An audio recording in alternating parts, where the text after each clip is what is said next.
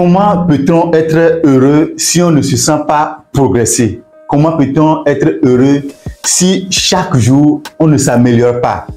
Pour les êtres humains, il est quasi impossible d'avoir un bonheur durable si vous ne sentez pas que jour après jour, vous devenez une meilleure version de vous-même. C'est la raison pour laquelle nous nous sommes retrouvés hier, le 26 janvier 2025, à l'hôtel Margot City, où les intervenants nous ont permis de découvrir qu'il y a un secret qui permet aux personnes les plus épanouies sur la planète de pouvoir être ce qu'ils sont, c'est-à-dire des personnes radieuses, des personnes intéressantes, des personnes heureuses.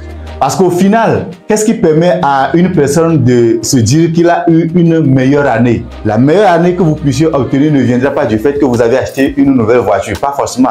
La meilleure année ne viendra pas du fait que peut-être vous vous êtes marié, pas forcément. La meilleure année en fait ne viendra pas du fait que peut-être vous n'avez pas eu d'accident au cours de l'année.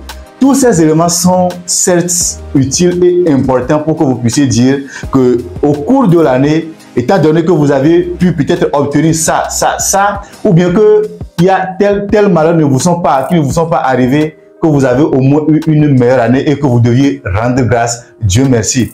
Mais vous savez, il y a un élément qui est universel et qui permet à tout être humain, qu'il soit noir, qu'il soit blanc, qu'il soit peu importe en fait sa couleur de peau, de pouvoir avoir une meilleure année, et c'est l'amélioration de sa personne jour après jour. Les études l'ont démontré et ceux qui sont chrétiens doivent se rappeler que Jésus a dit que heureux ceux qui sont conscients de leur pauvreté. En fait, la pauvreté, lui, Jésus a parlé de la pauvreté spirituelle, mais en réalité, dans les domaines de la connaissance, ce n'est pas la prise de conscience du fait qu'on soit pauvre qui fait que vous êtes heureux. Même quand Jésus le dit, ce n'est pas que tous ceux qui ont conscience de leur pauvreté, en fait, ils sont heureux. C'est lorsque vous faites des efforts pour combler, en fait, ce vide qu'il y a entre ce que vous savez et ce que vous devez savoir, que vous devenez heureux. Donc, quand vous prenez conscience que vous avez des manquements en termes de leadership, en termes de bien-être, en termes de quelqu'un qui doit être peut-être une source de réconfort et de soutien pour les personnes qui vous sont proches, il n'y a pas de raison que vous ne puissiez pas être heureuse si jour après jour, vous sentez en fait que vous vous rapprochez de votre objectif final ou bien de votre but. Vous savez, on se fixe des objectifs, on se fixe des buts, on a des rêves, on a des idéaux en fait vers lesquels nous aimerions tendre. Un objectif ou bien rêve n'est pas fait en réalité pour être réalisé, mais pour nous réaliser. Quand vous fixez un objectif, au final, quelqu'un par exemple qui cherche à avoir une voiture, je donne un exemple banal, quelqu'un qui cherche à avoir une voiture, vous pouvez remplacer la voiture par n'importe lequel des matériels ou bien d'un instrument que vous voulez.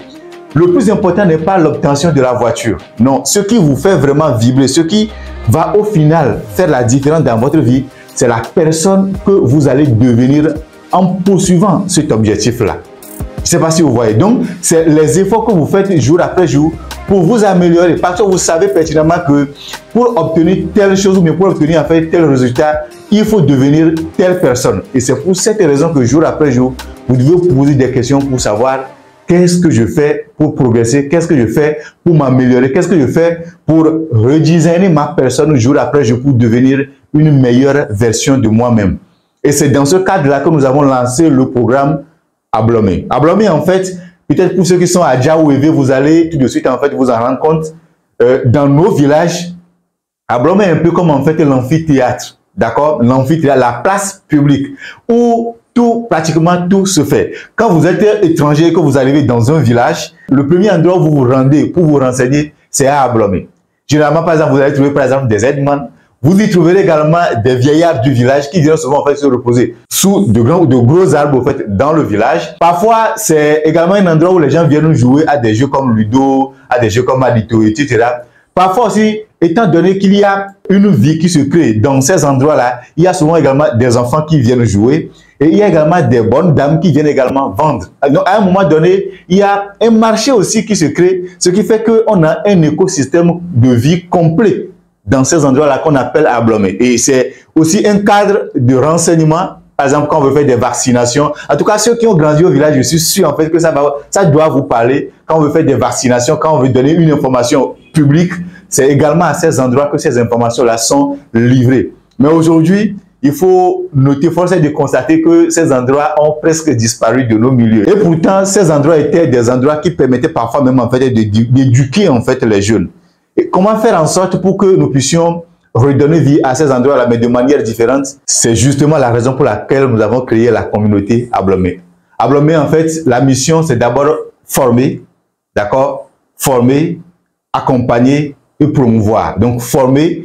Et pour atteindre ce premier objectif qui est donc de former les jeunes, nous avons créé une plateforme dédiée au e-learning. Ça veut dire en réalité que tous les membres en fait de la communauté auront accès à tous les contenus éducatifs de la plateforme et ce gratuitement. Oui, vous m'avez bien entendu parce que aujourd'hui, il n'y a plus de raison pour que vous puissiez dire que c'est pour ceci ou bien c'est pour cela que vous n'avez pas acquis telle ou telle compétence. Et les formateurs qui sont sur la plateforme, je tiens déjà à les remercier parce que c'est de bonne gré, de bonne volonté que ces personnes se sont dit que s'il y a quelque chose que eux aussi peuvent faire pour contribuer, n'est-ce pas, à l'épanouissement et au progrès de la jeune génération, eh bien, ils sont d'accord et ils sont prêts à épouser le projet. L'accès au contenu en fait éducatif, l'entièreté en fait des contenus éducatifs de la plateforme sont gratuites. Vous pouvez trouver tout simplement en fait le lien vers le site web dans la description de cette vidéo. Je tiens sincèrement à remercier tous ceux qui étaient présents à la conférence d'hier, ainsi qu'aux intervenants, notamment